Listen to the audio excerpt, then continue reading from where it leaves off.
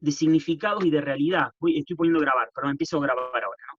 Entonces, lo repito para la grabación. Nosotros estuvimos viendo que el simulacro no es lo ficticio, no es una ficción. El simulacro suplanta la realidad, pero acá viene el detalle. El simulacro no es algo absolutamente desligado de lo real. Y acá viene un detalle que empieza la clase ahora con esto. Dice, pruebe usted, así empieza el capítulo 3, dice, pruebe usted simular un asalto. Si usted simula un asalto, usted simula que tiene un arma, y es un arma de juguete, no es un arma real, es decir, que no dispara balas de verdad y que no va a lastimar a nadie, ojo, no va a lastimar a nadie esa bala, pero alguien se puede morir de un infarto, ¿no? En un simulacro, una simulación de una toma de rehenes, y es suficiente. Por eso el peso de la simulación para Baudrillard es mucho más, tiene mayor densidad que la propia realidad. ¿Por qué? Porque alguien puede morirse sin utilizar un medio considerado, no sé, letal en términos reales, sino que está simulado. Entonces alguien puede tener un arma que es un juguete y alguien se puede morir, no necesariamente por disparar una bala, sino por el efecto de la simulación, que es un efecto absolutamente letal. ¿Qué dice Baudrillard? Pruebe usted simular un asalto, vamos a ver cómo le va. El poder, así empiezan, después pongo la compartir pantalla, el poder no sabe qué hacer con los simulacros, entonces lo primero que intenta hacer es llevarlo al plano de la realidad. Por eso nosotros vimos en el caso del ejército en la clase pasada, en donde toma una decisión que es arbitraria, digámoslo así, que es, como no sabemos qué hacer con los simuladores, lo vamos a tratar como si fueran un efecto de realidad, como un efecto real. Por ejemplo, no importa si alguien está simulando ser un loco o está loco. Si simula ser un loco, presenta los mismos síntomas y lo vamos a tratar como un loco. El poder psiquiátrico opera de esa forma. No importa si alguien está simulando, es decir, si puede recrear los efectos de realidad, ¿no? De un fenómeno como puede ser la locura. Si lo está simulando o no importa, lo vamos a tratar como si realmente lo fuera. Pruebe usted, dice Baudrillard, simular un asalto. Vamos a ver cómo lo trata la ley. Y la ley lo va a tratar incluso de una forma mucho más grave que si usted hubiese cometido el asalto de verdad. Cuando digo de verdad me refiero en los términos en que lo conocemos actualmente como que realmente estaba asaltando algo. Usted puede intentar explicar que el arma era de juguete, y le van a decir, sí, sabemos que el arma es de juguete, pero usted cometió un asalto. No era un asalto, era una broma. Por eso hay bromas que salen muy mal y que incluso después, voy a dar un ejemplo micro que está en todos los países, cuando le hacen una broma de mal gusto a alguien, ¿no? En la televisión lo filma y eso, la persona, por más que después le muestran la cámara, me acuerdo de esos programas de showmatch, de video match, y la gente se ofendía de La de verdad, los por más autos, que iba a decirle eso. la de los autos. La de los autos, me acuerdo que le reventaban el auto y después le iban a dar un auto nuevo. Y hubo un caso de alguien que le dijo, piérdanse el auto, o sea, porque yo quería mi auto, o sea, no importa que me dé un 0 kilómetro. Me hiciste y eso terminó destruyendo familias, parejas, que yo diciendo, me reventaste el Fiat 600 que porque el efecto, en ese caso obviamente le reventó.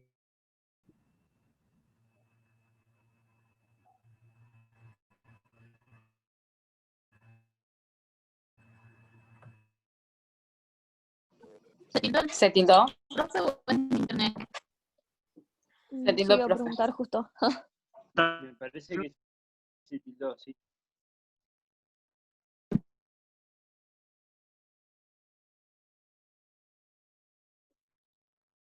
Perdón,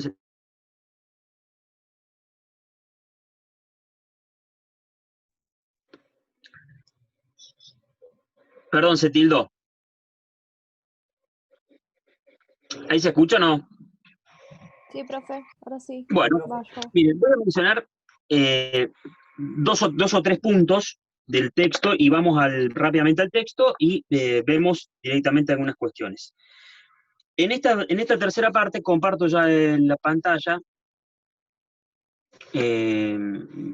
Lipovetsky, Baudrillard.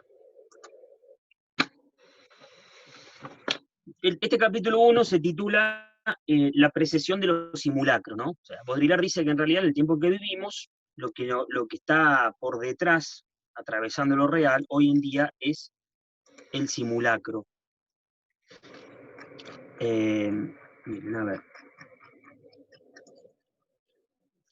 Si la primera parte les pareció complicada, en esta van a tener que hacer un esfuerzo fenomenal para poder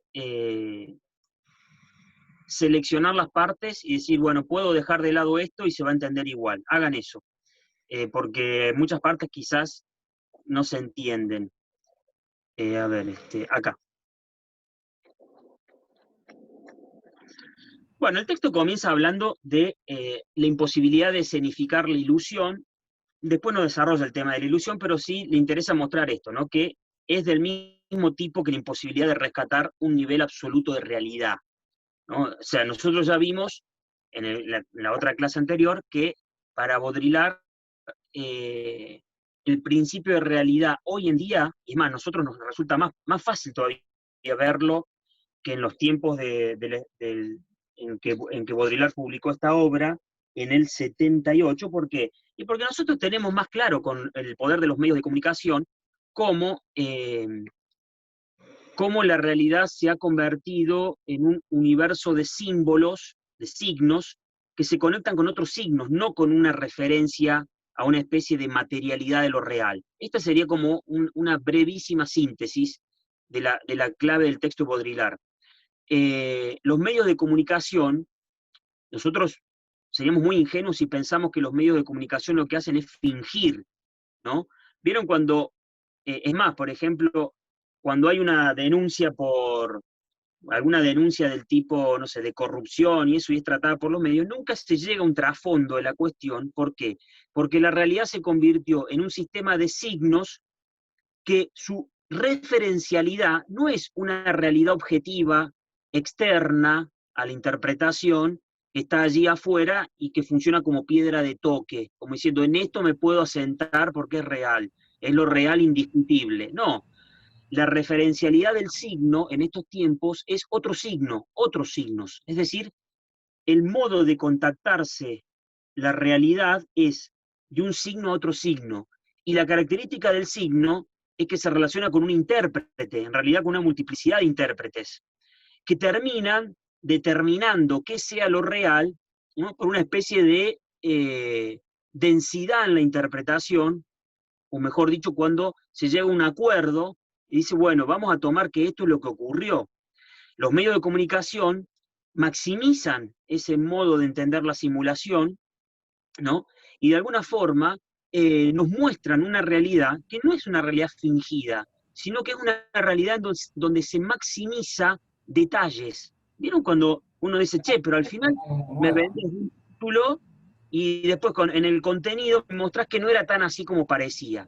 Esa maximización del detalle, lo menciona Baudrillard en este capítulo, es una parte esencial de la simulación. Y miren, me voy a ir al grano ya. Hay una parte que me vino a la mente.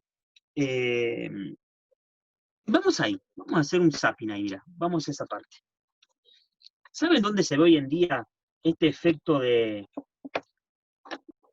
poderoso de la simulación? En la pornografía. Así, en la pornografía nosotros vivimos en un mundo porno, pero no porno en el sentido clásico es más, ni siquiera es la perversión, ni siquiera es un montón de imágenes clásicas que tenemos de la pornografía, sino en un sentido de simulación. Me vino a la mente esto, mirá, lo voy a buscar al fragmento para que veamos cómo opera hoy en día la simulación como la maximización de los detalles de la realidad, que por lo tanto se torna más real que lo real.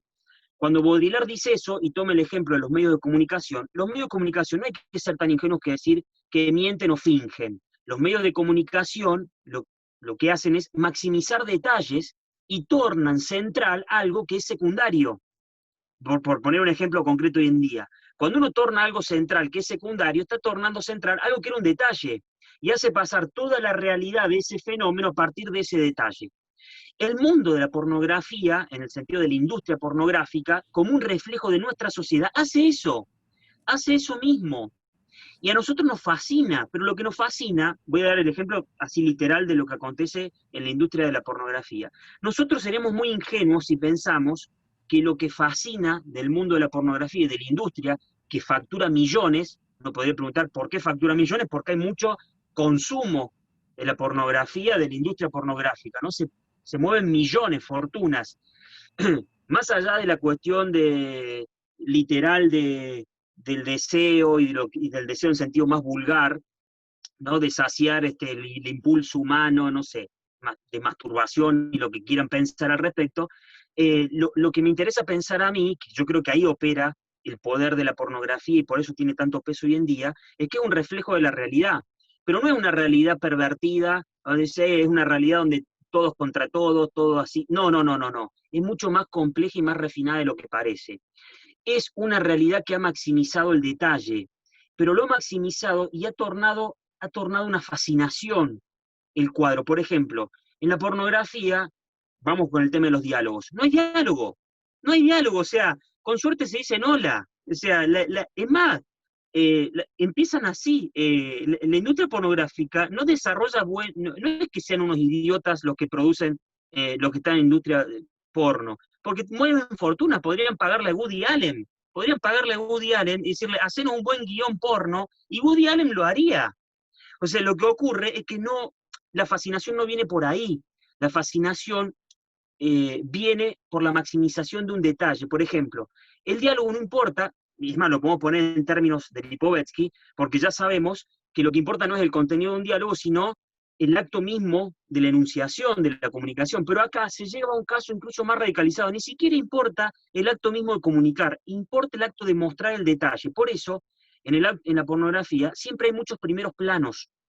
Y el primer plano que generalmente es de los órganos sexuales, en el acto de penetración, o de succión, o lo que sea, eh, tienen algo de fascinante, pero no es muy curioso, ¿no? Y acá viene el detalle. Cuando leí esta parte, que ahora voy a buscar ese texto, me acordé de un fragmento de la obra El ser y la nada, de Jean-Paul Sartre, donde Jean-Paul Sartre dice que lo que atrae, lo que fascina en el acto sexual, no es el acto sexual mismo, sino la representación, o en el caso de que alguien lo esté observando, por ejemplo en la pornografía, del movimiento, me estoy quedando sin tiempo, volvemos, esta vez volvemos, del movimiento aleatorio de los miembros.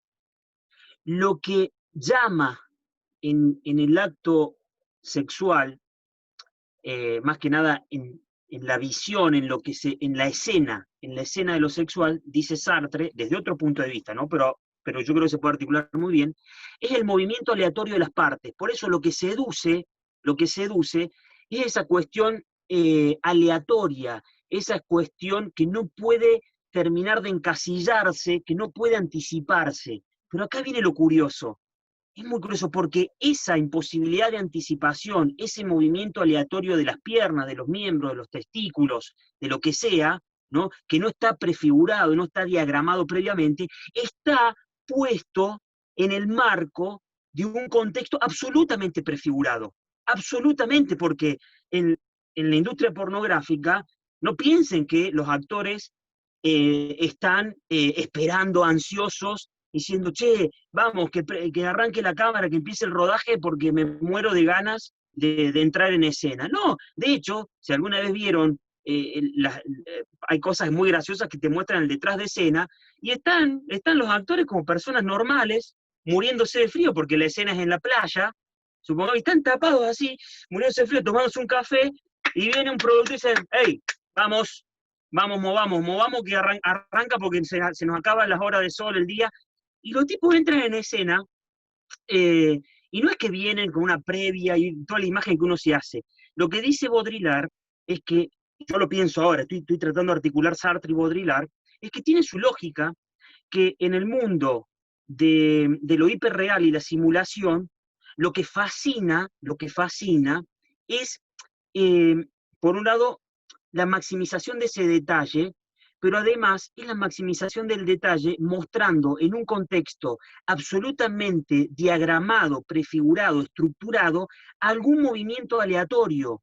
El movimiento aleatorio de la simulación, el movimiento aleatorio de la simulación, es no poder ser controlado por los movimientos del poder real que opera sobre una lógica de un principio de realidad. Es decir, Con la simulación no se sabe qué hacer. Con la simulación, dice Baudrillard, no se sabe qué hacer. El poder real no sabe qué hacer con la simulación. Es más, el poder real quedó subsumido en la simulación. Cuando leen el texto, es la parte más compleja de entender, de cómo el capital comenzó a acrecentarse cuando dejó el principio de realidad. Por ejemplo, las transacciones virtuales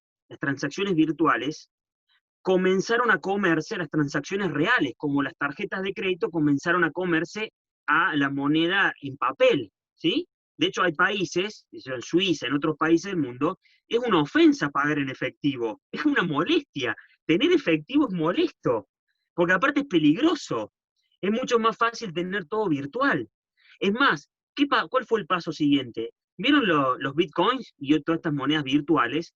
¿Cuál fue el gran problema del capital? Que el capital terminó entendiendo que aquello que funcionó como un mecanismo para poder seguir avanzando en un mundo capitalista, a pasos cada vez más agigantados, más acelerados, se terminó dando cuenta que la simulación y la virtualidad terminaba comiéndose al capitalismo mismo. Entonces, ¿qué hicieron? Buscan desesperadamente aferrarse actualmente a un principio de realidad.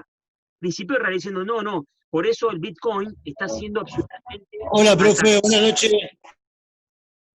Hola, ¿cómo va?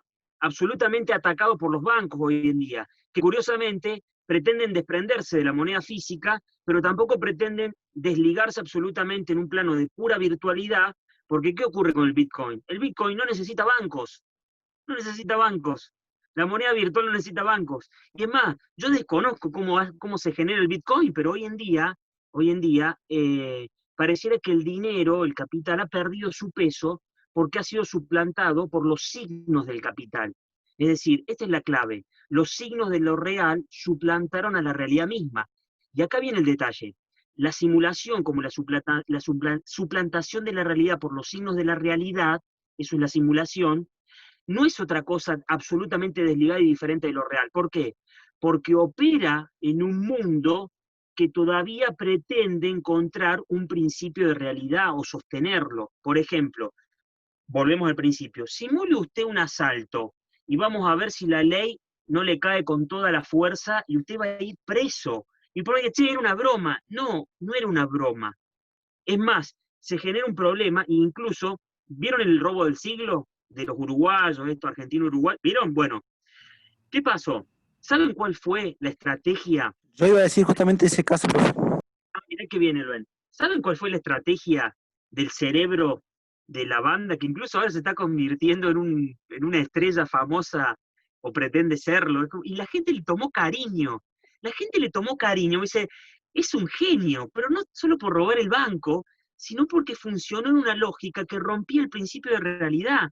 Porque cuando estuvieron diagramando cómo asaltar, estuvo la posibilidad de conseguir armas de verdad. Y este tipo, no me acuerdo el nombre, dijo, no, hay que ir con armas de juguete. Entonces todos lo miraron y dijeron, este tipo está loco, ¿cómo va a asaltar con armas de juguete? No, precisamente hay que asaltar con armas de juguete porque el efecto de realidad en ese mundo que vive esta gente va a ser tan o más fuerte, y no solamente fuerte en el sentido de que se lo van a creer, y de hecho ocurrió así, porque si vos fueras un rehén y sabés que te están tomando como rehén con un juguete que es del hijo de uno de los asaltantes, de uno que tomó el banco, yo voy y lo muelo a trompadas. O sea, y no necesito ni la policía, lo agarramos entre todos los rehenes diciendo, este tipo están todos con armas de juguete.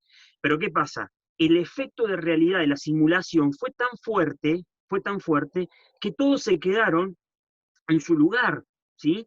Y es más, ¿y saben por qué fue tan fuerte? No solo por el efecto en el momento, fue tan fuerte porque la justicia cuando los pudo detener, ustedes saben que los detuvieron hubiese sido el robo del siglo perfecto, y los detuvieron por el despecho de una de las esposas de uno de ellos, porque el tipo se estaba ahí por ir con su amante y con toda la guita, entonces lo batió, pero si no, estaba muy bien diagramado. Se fueron por un desagüe y aparecieron en el Río de la Plata con un gomón, y los tipos ya está. ¿Y saben qué? La plata nunca apareció. ¿Y saben qué? El efecto de realidad de la simulación fue tan fuerte que la justicia no sabía qué hacer.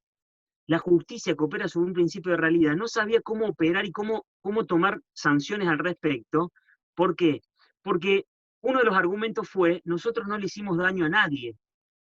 O sea, no le hicimos daño en el sentido de ese principio de realidad que presupone que una bala atraviesa un cuerpo, que alguien muere de un infarto, que podría haber ocurrido eso, pero la controlaron muy bien, porque todo el tiempo le dijeron no les va a pasar nada, no les va a pasar nada, y entonces la justicia tuvo que rebajarles la condena porque no tenía el agravante de que tenían armas de fuego, pero no hacía falta el arma de fuego, y el efecto de realidad de un arma de fuego no solamente estaba cubierto al mismo nivel, sino que era superior.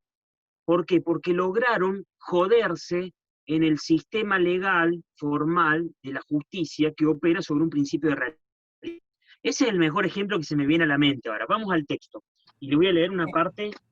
Sucede que con los medios de comunicación lo ves más allá en series y películas, lo ves en programas de tele, casi hasta de radio, digamos. Sí, No y sé yo si me creo explico. que no hay que ser ingenuos pensando de que hablan sobre mentiras o sobre cosas que no No, son. maximizan esos detalles, pero en una dirección. O sea, no hay que ser ingenuo en eso, tal vez. Para Ellos poder fijan llegar el ojo. a apuntarse a una realidad, no sé, más cercana a la realidad no simulada, digamos. Tal cual. Te hacen el caminito, sí, pero para que veas lo que quieren que veas. Y terminas viendo eso. Y después lo que verdaderamente tendrías que ver no se puede ver. O si lo viste no le diste bola porque ellos lo vieron así igual. Y porque tal vez ¿Sabés qué estás maximizaron esos presuponiendo ahí? detalles, y al maximizar esos detalles, pero no pasa solo en medio de comunicación argentina, en todo el mundo. Tal vez no te enteras de, no sé, marchas o de cosas importantes, de verdad, importantes para lo urgente, y te enterás de, no sé, de alguna cosa tal vez que raya el amarillismo en desviarte totalmente de algo importante. Ujú. Ahora Messi es novedad. Pero escuchen esto. La pregunta hoy en día, si uno se pusiera en el lugar de Baudrillard, sería, cuando uno dice, focaliza en el detalle y evade o no permite que uno vea lo importante